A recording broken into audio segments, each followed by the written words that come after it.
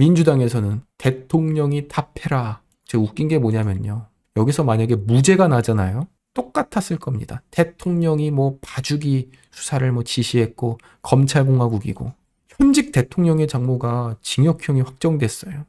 그러면은 지금까지 민주당이 주장했던 뭐 검찰공화국이니 뭐 대통령이 뭐 좌지우지하니 검찰 카르텔이니 그런 소리가 말이 되는 겁니까? 안 맞잖아요.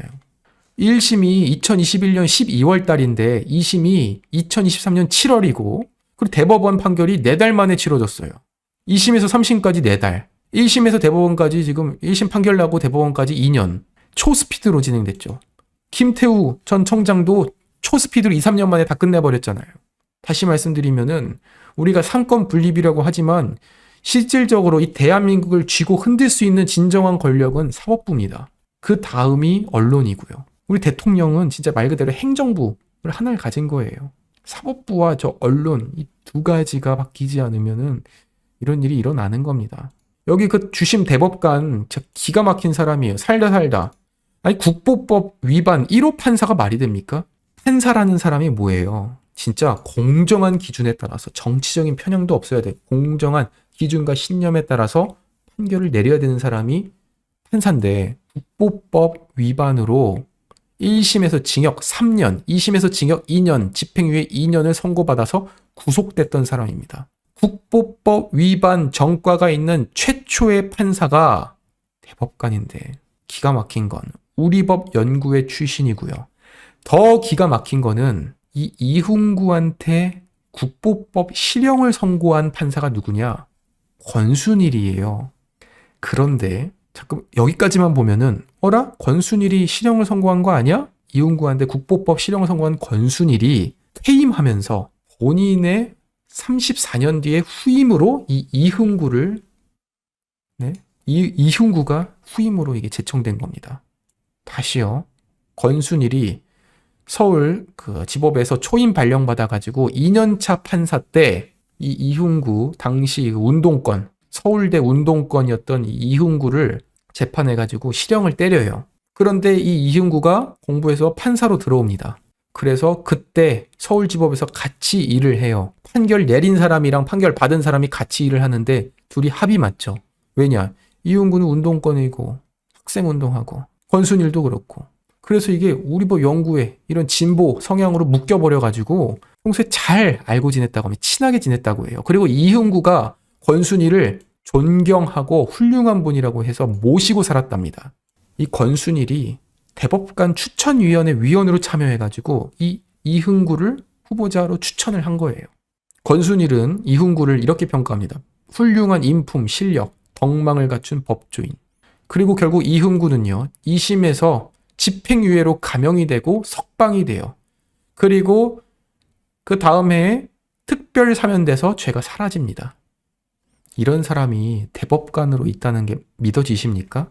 50억 클럽의 그 권순일이 제일 아끼던 사람이 우리 사법부에서 가장 강력한 권한을 가진 그 대법관으로서 지금 자리를 하고 있고 우리법 연구회 출신 김명수, 박정아, 노정희, 이훈구 국제인권법 연구회 김명수, 김상환, 오경미 민변, 김선수 젠더법 연구회 민유숙 대법관 14명 중에 9명이 우리법 연구회 국제인권법 연구회 민변 젠더법 연구회 출신이에요. 그러니까 지금 판결 받아본 사람들이 진짜 지금 불만을 안 갖고 있는 사람이 없습니다. 김태우 구청장이 왜 그렇게까지 무리하면서라도 강서구청장 선거 나오는 줄 이제 좀 느껴지십니까? 정말 억울해 죽겠다는 거예요. 이 판사들이 말하는 거 보면은 다 이거 좌파 판사다 보니까 그냥 이미 다 결론이 지어져 있는 거예요. 그 억울함을 어떻게 보면은 이 선거에 도전을 하는 대로 이렇게 표출을 한 것이죠. 그런데 이번에 그 윤석열 대통령의 장모의 그 대법원 주심을 맡은 게 또 이훈구라는 거고 원래 이 대법관을 맡을 수 없는 사람이잖아요. 국보법에다가 구속되고 실형까지 선고받았던 사람 그리고 또 주요 법원장 경력도 없는 사람인데 이게 그 같은 우리법 연구회 출신 김명수 대법원장 때 부산고법 부장판사에서 파격적으로 발탁됩니다. 그러니까 이번 선고도 사실상 이 본인을 발탁시켜준 그 김명수 우리법 연구회 여기다가 일종의 보은 성격의 판결이 아니냐 이렇게도 지금 볼 수 있다는 거죠. 대표적으로 최근에 최강욱 의원직 상실할 때 그때 9대4로 의원직 상실했잖아요. 아주 간단한 사건인데 그때 최강욱 의원직 상실을 반대한 3명 중에 1명이 또 이훈구입니다. 그럼 이상한 논리를 펼쳤던 게 이훈구. 청주 간첩단 사건. 청주 간첩단 사건 이거 재판이 지금 뭐 어떻게 진행되는지 기억도 안 나잖아요. 이게 무슨 일이냐면 그 간첩들이 재판부 기피 신청 뭐 이걸 한 거예요. 나 이거 판사들 바꿔주세요. 그거를 2달 넘게 거의 3달 가까이를 질질 끌다가 기각 결정을 해준.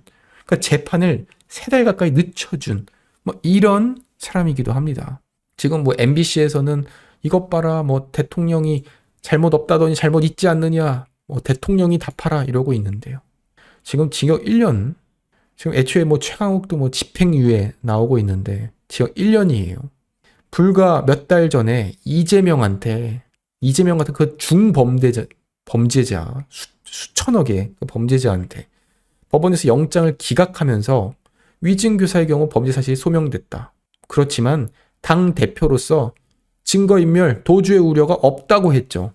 그 이재명이 당 대표라서 도주의 우려, 증거인멸의 우려가 없다는데 그러면 현직 대통령의 장모가 도주 우려, 증거인멸의 우려는 있겠습니까? 그 논리에 따르면요. 아니 이재명은 남 사기친 거잖아요. 오히려 그 윤석열 대통령 장모는 50억 피해를 입은 사건이거든요, 사실. 이게 사실 참 웃긴 게 뭐냐면 김건희 여사도 뭐 주가 조작이다 하는데 결과적으로 이게 손실을 본 사건이고 장모의 경우에도 50억 피해를 본 사건이에요. 그런데 그 내용의 이런 뭐 그 중간의 내용을 갖고선 그거를 어떻게 보면 지금 기소를 해가지고선 지금 윤석열 정권에서도 지금 재판에서 확정이 난 건데 그래서 결론은 뭐냐? 결국 이 법원에서 특히 이훈구 대법관 주심의 법원에서 피해자도 존재하지 않는 상황에서 그 일부 사기꾼의 말에 의존해가지고 재판을 뭐 2년, 3년 만에 초스피드로 진행을 해서 징역 1년을 선고했습니다.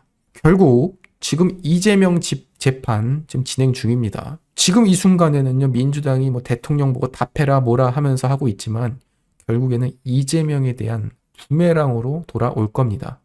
그 이재명을 선고할 때요, 대법원에서 이재명 빼줘야 되는데 라고 하려다가도 오늘의 이 판결 때문에 어쩔 수 없이 족쇄가 채워져서 이재명한테 더 큰 실형을 선고할 수밖에 없는 그러한 부메랑으로 돌아올 것입니다. 특히 이재명 법카, 뭐 부인 법카는 말할 것도 없고 대장동, 백현동, 성남FC 증거인멸 이거는요 다 합치면 이재명 말대로 징역 50년이 마땅히 선고될 것입니다.